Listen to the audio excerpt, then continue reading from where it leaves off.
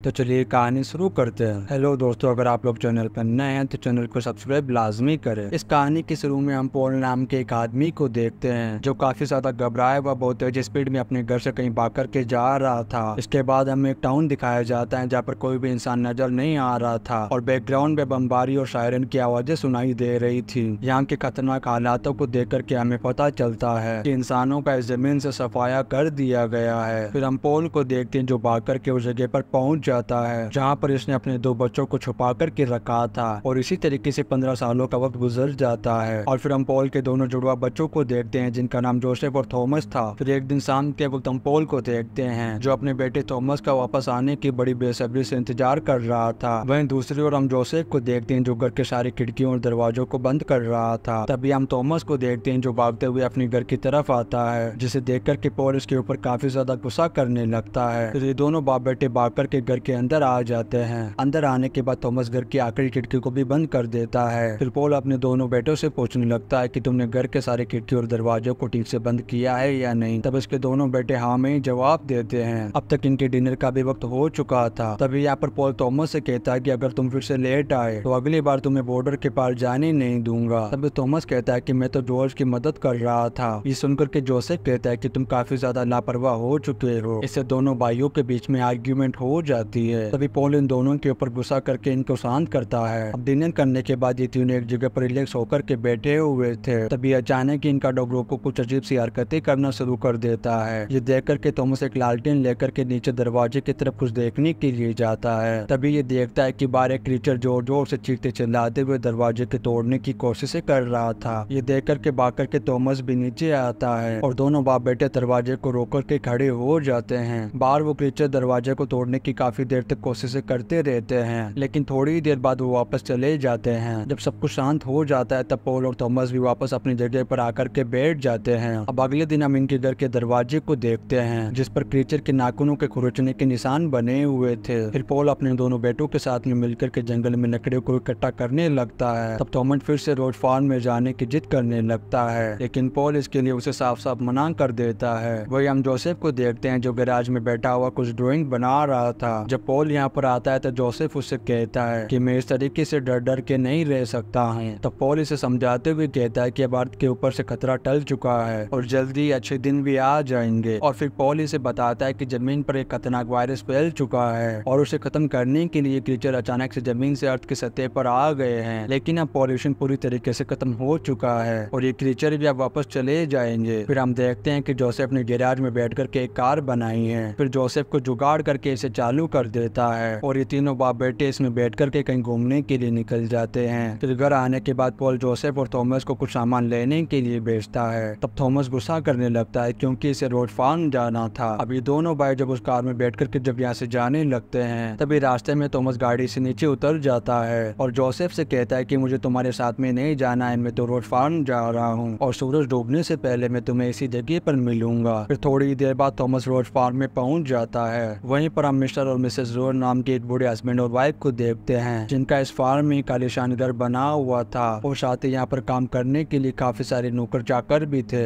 Actual में Thomas यहाँ पर मिस्टर एंड मिसेस रोज की एक खूबसूरत बेटी चार्लोट के लिए यहाँ पर आया करता था क्योंकि वह उसे काफी ज्यादा पसंद किया करता था। चार्लोट भी काम के बहाने से थॉमस से बातें किया करती थी। फिर दोनों एक दूसरी जगह पर जाकर के टाइम स्पेंड करने लगते हैं। वहीं दूसरी ओर हम जोसेफ को देखते हैं जो ऑयल लेने के लिए पुराने मिल में जाता है और जब वापस अपनी गाड़ी के पास आता है तब तक काफी देर हो चुकी थी और अब गाड़ी भी स्टार्ट नहीं हो रही थी और देखते ही देखते यहाँ पर अंधेरा होने लगता है। वह दूसरी ओर घर पर पॉल को अपने बेटों की काफी ज्यादा फिक्र हो रही थी। तभी अपने डॉग रोको को आसपास चेक करने के लिए भेजता है। उधर काफी ज्यादा कोशिश करने के बाद जोसेफ की गाड़ी स्टार्ट हो चुकी थी। वहीं दूसरी ओर थॉमस को भी काफी देर हो चुकी थी, इसीलिए वो दौड़ करके उस जगह पर जाने लगता है, लेकिन अचानक इसका पैर फिसल जाता है और एक वो छोटी सी खाई में गिर जाता है और बेहोश हो जाता है। इधर जोसेफ भी उसी जगह पर पहुंच करके अपने बाइक का वेट करने लगता है। जब काफी देर तक थॉमस नहीं आता है तब इसे लगता है कि वह घर चला गया होगा, इसीलिए जोसेफ भी अपने घर की तरफ निकल जाता है। घर पहुंचते पॉल इससे पूछने लगता है कि आखिर थॉमस कहाँ पर है। तब जोसेफ कहता है कि वो तो फार्म चला गया था